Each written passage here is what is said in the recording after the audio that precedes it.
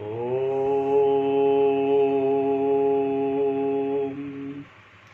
ॐ भूर्भुवः स्वः तत्सवितुर्वरेण्यं भर्गो देवस्य धीमहि धियो यो नः प्रचोदयात्। ॐ शान्ति शान्ति शान्तिः। ॐ सहना भवतु सहनौ भुनक्तु सह वीर्यं करवावहै तेजस्विनावधीतमस्तु मा विद्विषावहै। ॐ शान्ति शान्ति शान्तिः। श्रुति स्मृति पुराणानाम् आलयं करुणालयं नमामि भगवत्पादशङ्करं लोकशङ्करं शङ्करं शङ्कराचार्यं केशवं बादरायणं सूत्रभाष्यकृतौ वन्दे भगवन्तौ पुनः पुनः। ॐ त्वमेव माता च पिता त्वमेव त्वमेव बन्धुश्च सखा त्वमेव विद्या द्रविणं त्वमेव सर्वं मम देव देव। ओम गुरुदेव भगवान शिव शंकर भोलेनाथ कैलाशपति महाराज की जय। भगवान व्यास जी महाराज की जय। शंकराचार्य भगवान की जय। स्वामी चिन्मयानंद भगवान की जय। स्वामी दयानंद भगवान की जय। स्वामी प्रभुदानंद भगवान की जय। माता पिता की जय। सभी गुरु देवताओं की जय। सभी गुरु देवताओं की जय। श्री कृष्ण गोविंद हरि मुरारी हे नाथ नारायण वासुदेवाय। ओम ओम। Shrimad Bhagavad Gita chapter 3 verse number 39. Discriminative knowledge, viveka, is covered by the insatiable kama, desires. Avratam jnanametena jnanino nityavairino kamarupena kante दुष्पुरेणानलेन च।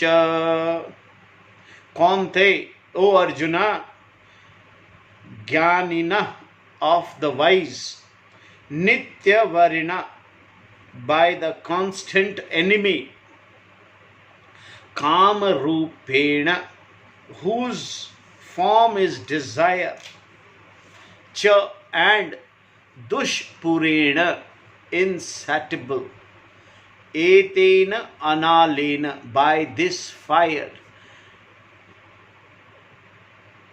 jnanam, knowledge, avratam, is covered. Knowledge is covered by this insatiable fire of desire, the constant enemy of the wise. Kante, says Bhagavan, the word this idam, the word this idam used in the preceding verse refers to the knowledge, jnana. Here this knowledge is said to be covered by the enemy in form of kama rupena, just as the fire, mirror and fetus are covered by the smoke, dust and woe, respectively.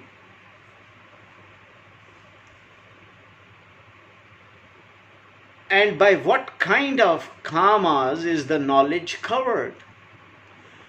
The by kamas that are difficult to fulfill, dushpurena, and impossible to satiate,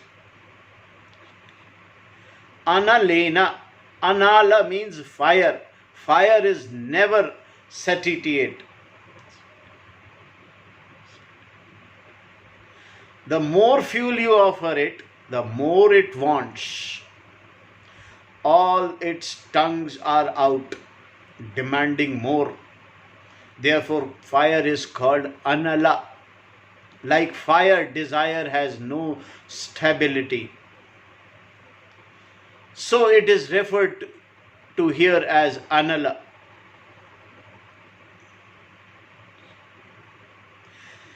There is no such thing as fulfilling all your desires, so that after retirement there will be none remaining. There is no such thing as last desire, the last dregs of all one's desire. At no time can you say that you have only 5 remaining desires. And if you just fulfill these 5, everything will be perfect, because you will be purna, limitless. All desires flow from our sense of limitation. Desire themselves are born out of apurnatva, one's sense of being limited. Every desire is an expression of this sense of limitation. This sense is like perpetual spring from which all desire follows.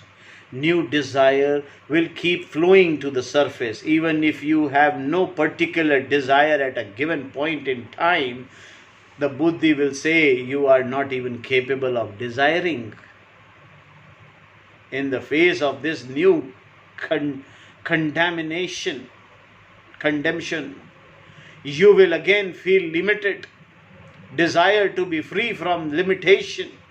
The adjective Nitya Vairina, meaning by the permanent enemy, Vairina, enemy, indicates that Kama is permanent. Shankara provides an excellent commentary on the word Nitya Vairi, permanent enemy. Knowledge can be covered by desire even for one who is mature and knows what is to be done and not to be done. This desire is difficult to fulfill and is both insatiable and inimical to those who are discriminative. And why is this enemy described as permanent? Shankara goes on to say that even before the desire comes, the person is karya akarya viveki, knows what is to be done and not to be done. But this knowing what is proper and improper does not mean that person will act accordingly. Even the discriminative person, knowing a particular desire is not good for him or her, may still try to fulfill it, because the desire can be more powerful than the wisdom of discrimination. Because the person knows both before and after that a given desire is not for one's well-being. Desire is referred to as permanent enemy, Nitya Vairi, of the discriminating people.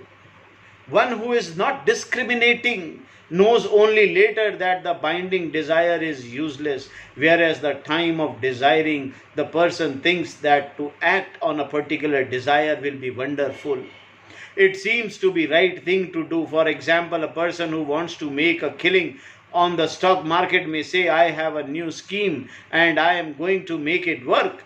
In 1 month's time you will see how great my plan is.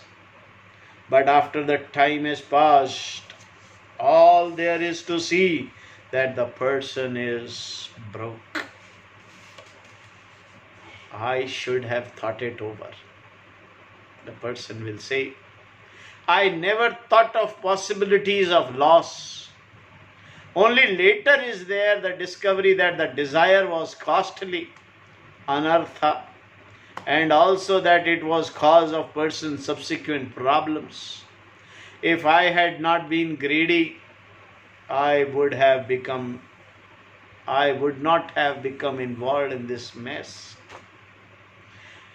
This is exactly we have been doing till now.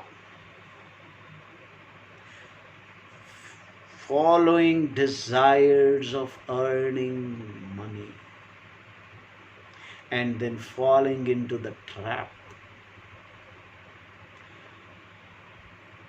In normal life is not casino. You deposit money from here and take out bundles and bundles of notes.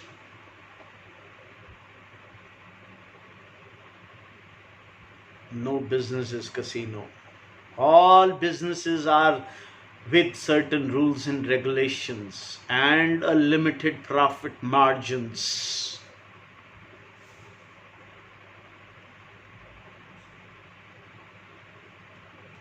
Only later is there the discovery that desire was costly, anartha. It's a mess. Shankara says that kama is nitya vari for the discriminative because it is consistent enemy. Even Vivekis fall for it.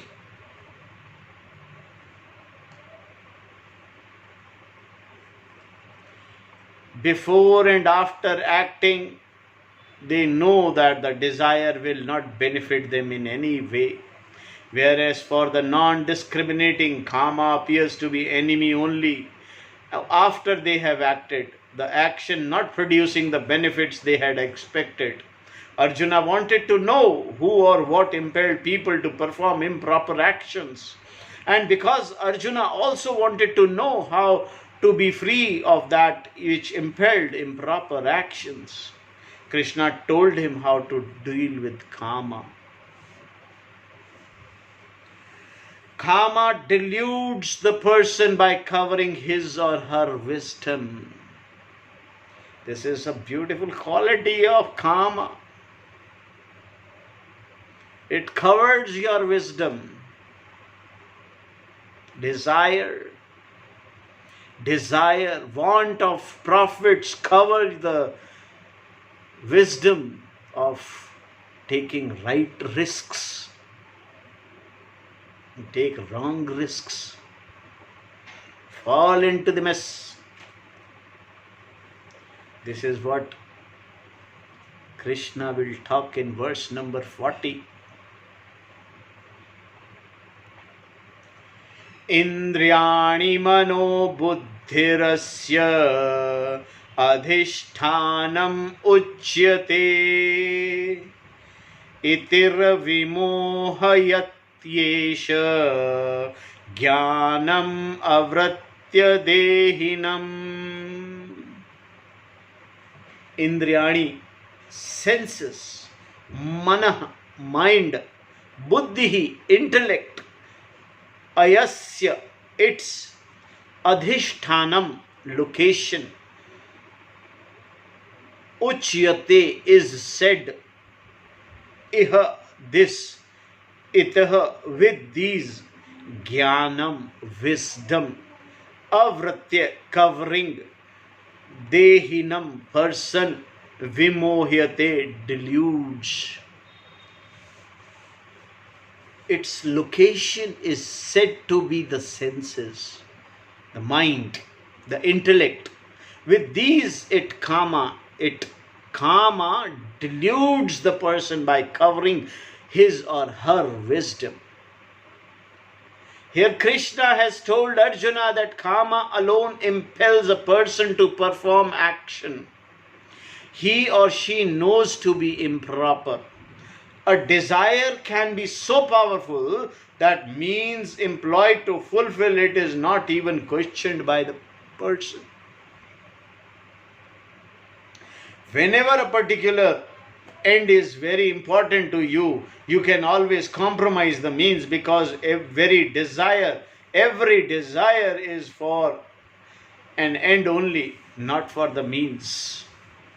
Actions can become improper with reference to the means used for gaining the desired end.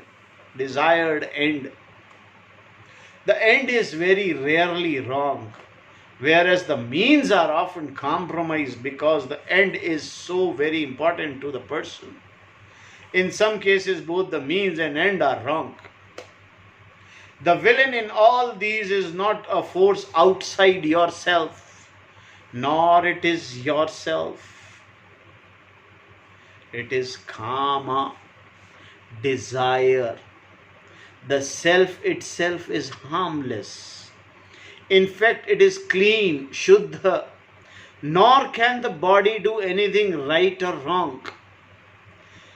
It is only a place, a location so too the mind and senses are not harmful.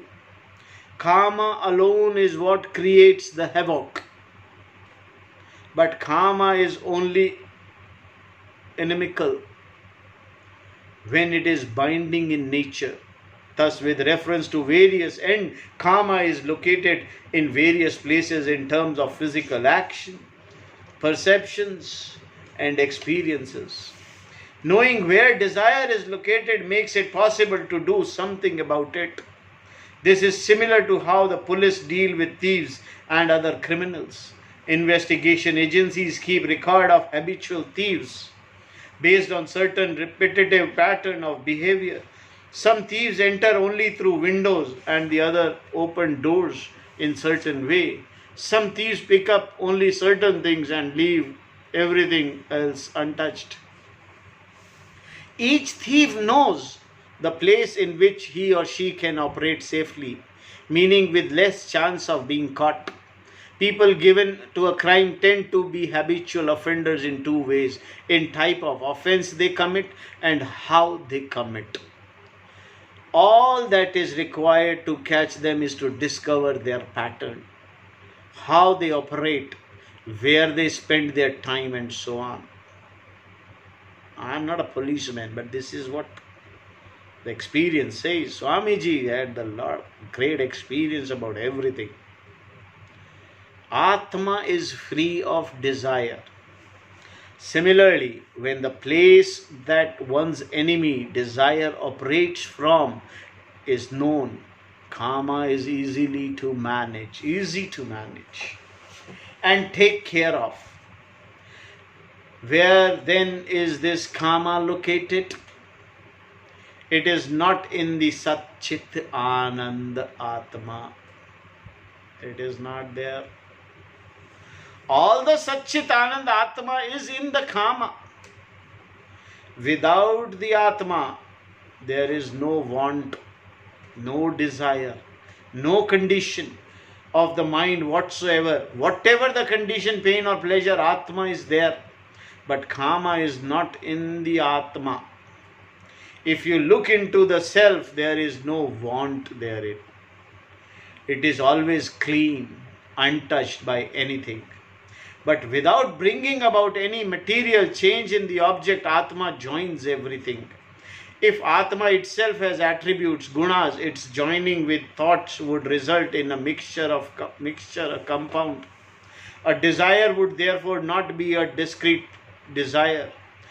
It would be colored by Atma, which is not the case. Atma itself not having any attributes lent to existence, Sat and consciousness, Chit, to anything obtained in the mind. Therefore, Atma is said to be free from want, kama.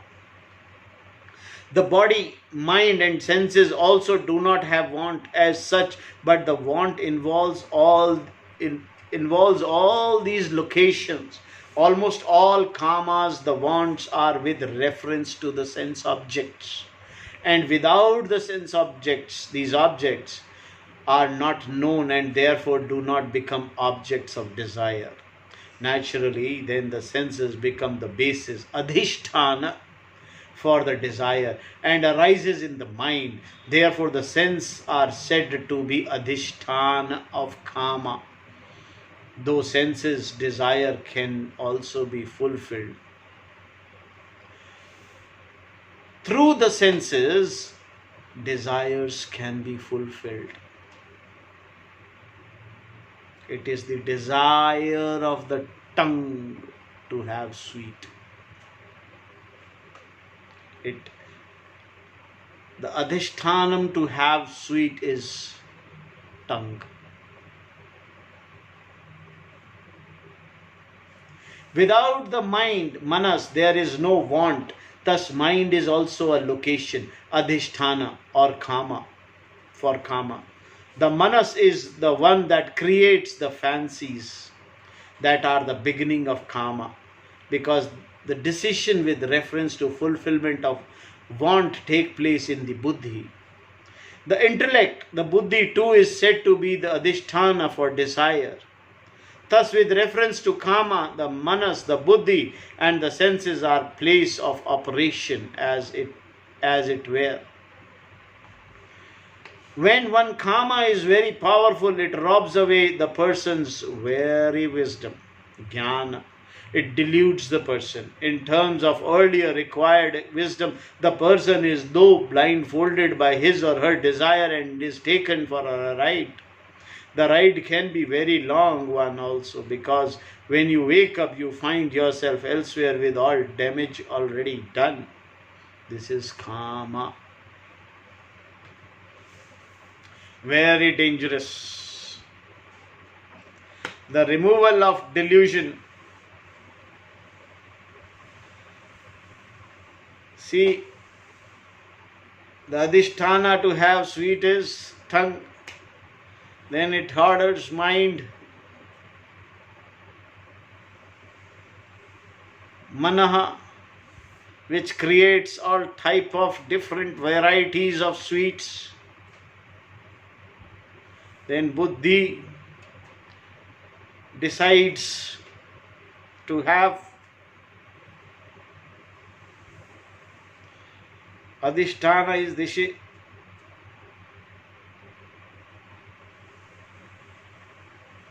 All the senses start operating,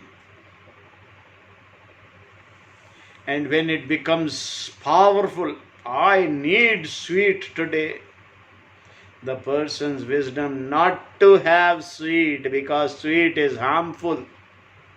It may affect badly. Sweet may affect badly. You may reach hospital, you know it. But your buddhi is, your wisdom is acquired thoroughly, blindfolded, and then the desire takes you for the ride.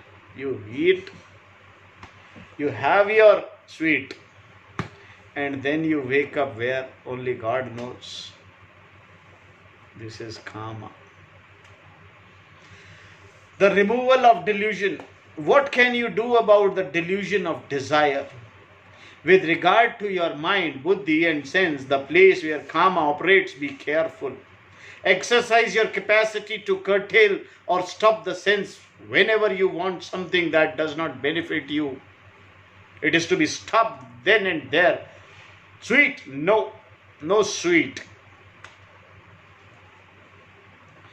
Any sense pursuit can be stopped just short of overt expression. As in eating, for example, one can say enough when from inside the desire says, come on, let's have a little more. To stop a sense pursuit at the level of the sense is called dhamma. We have seen that one has no control over the wants that arise in one's head because of one's nature. You cannot say, I want to avoid this want, because you cannot avoid it. Your desire do not need to be controlled. In fact, your prakriti, your nature is your entire past. The remote past and immediate past, all of which can give rise to certain type of thinking and certain wants. Your likes and dislikes just happen. You cannot do anything about them. What you can do, however, is to keep a certain distance between yourself and your likes and dislikes. In other words, you need to not deliver yourself to them. This is what is called sama.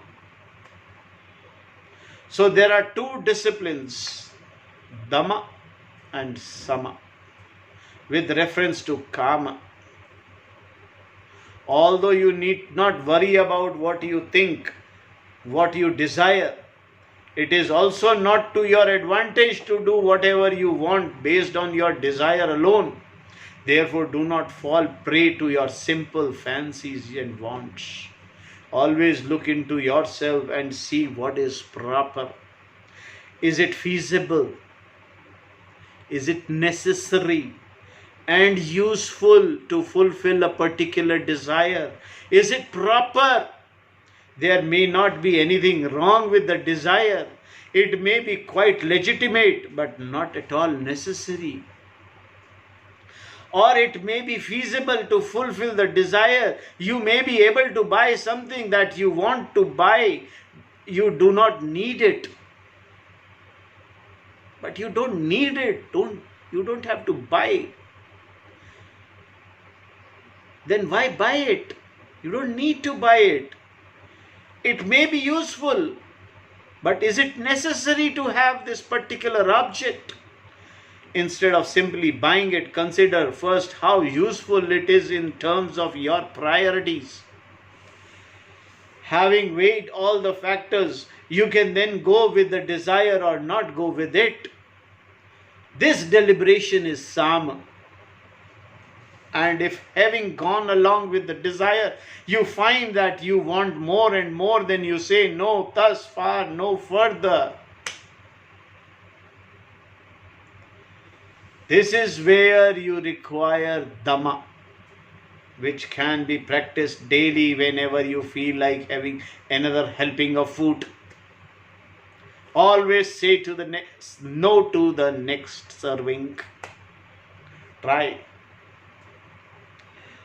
If you are filled, then you don't require another serving. You are empty. Please go ahead, have it. But if it is just for the taste, not good for the stomach, why have it then? It will bring alasya only.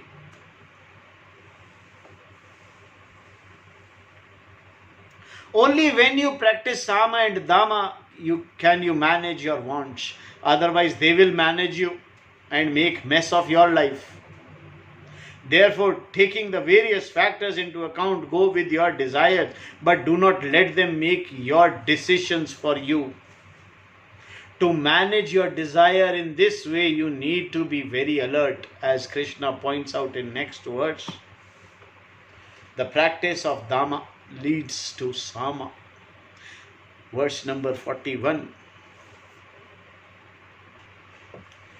Tasmat tvamindriyana yado niyamya bharatarshava papamanam prajahi heyanam jnana vijnana nashanam. Bharat Rashab. O the foremost in the clan of Bharat, Arjuna, Tasmat, therefore, Tvam, you, Adav, at the outset, Indriyani, sense organ, Niyamaha, controlling, he indeed, Inam, this, Jana Nasanam, the destroyer, Nashanam, the destroyer of knowledge and wisdom, Papa Mana, sinner, Prajahi, destroy. Therefore, Arjuna, the foremost in the clan of Bharata, controlling the sense at the outest, destroy indeed this sinner, the destroyer of knowledge and wisdom. Destroy this sinner. In this verse, Krishna told Arjuna to destroy his kama, which had turned into krodha and had robbed him of his wisdom, which in turn would make him a sinner, a papam. The kama was to be destroyed in terms of giving it up, as Shankara makes it very clear in his commentary. Giving up the want, not giving up, not going with it, is the practice of Sama. If you do not go with the wants as they arise, they will continue to come up indefinitely. If someone keeps calling you, each time the person says hello, you put down the phone. How long will he or she keep calling? Here too, if you do not go with the want, they will go because there is no one to support them. In this way, whatever kama there is, they become meaningless. As long as I have a distance between myself and my ragas and the devas, dveshas, I can decide to go with them or not to go with them. Let them be there. You cannot vanish ragas and dveshas. You can decide to go with them or not to go with them. Let them be there. They need not affect me at all. This is the beauty of what is being said here. We are not trying to eliminate the wants. We only want to maintain enough distance or space, to use the American expression, so that we can decide either to go with the want or not to go with it. This is real space, freedom, and is also practice of Sama. Why is Kama called Papam, a sinner here? Because it robs your knowledge. It robs you of your knowledge and wisdom.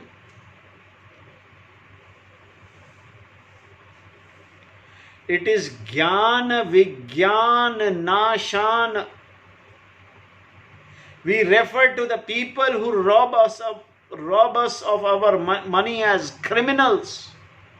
But such petty thieves cannot rob us of our knowledge. The greatest wealth we have gathered is our knowledge. Money can always be gathered again.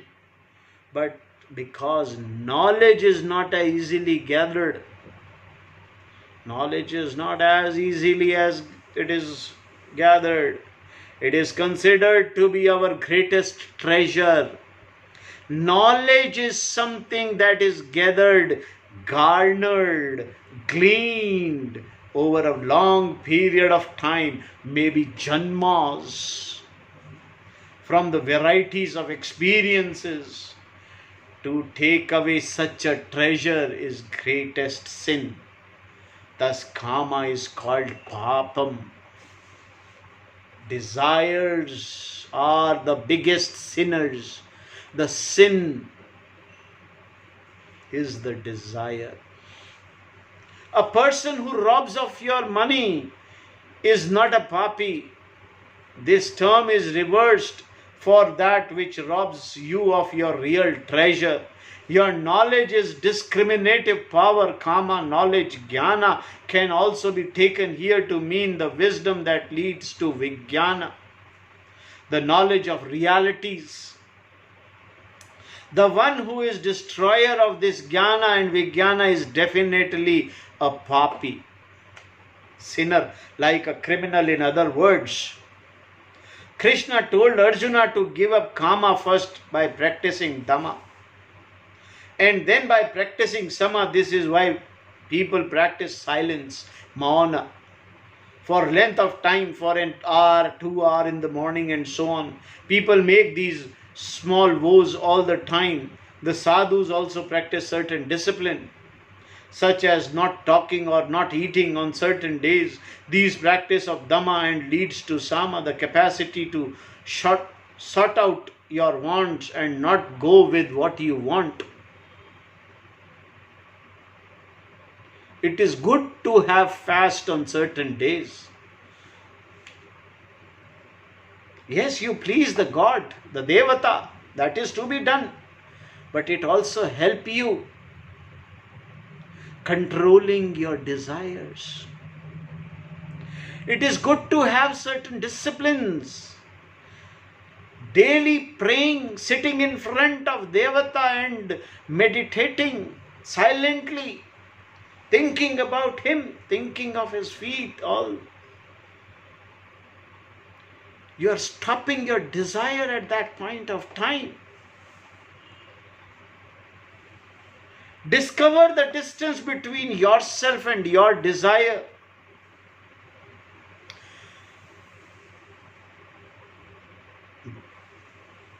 Bhagavan will now help us discover the distance between ourselves and our desires in verse number 42, which we'll see tomorrow. Till then, Om Tat Sat, Om Purnamadaha Purnamidam Purnad Purnamudashyate Purnasya Purnamadaya Purnameva Vasishyate. Om Shanti शांति शांति। ओम गुरुभ्यो नमः। ओम तत्सत्।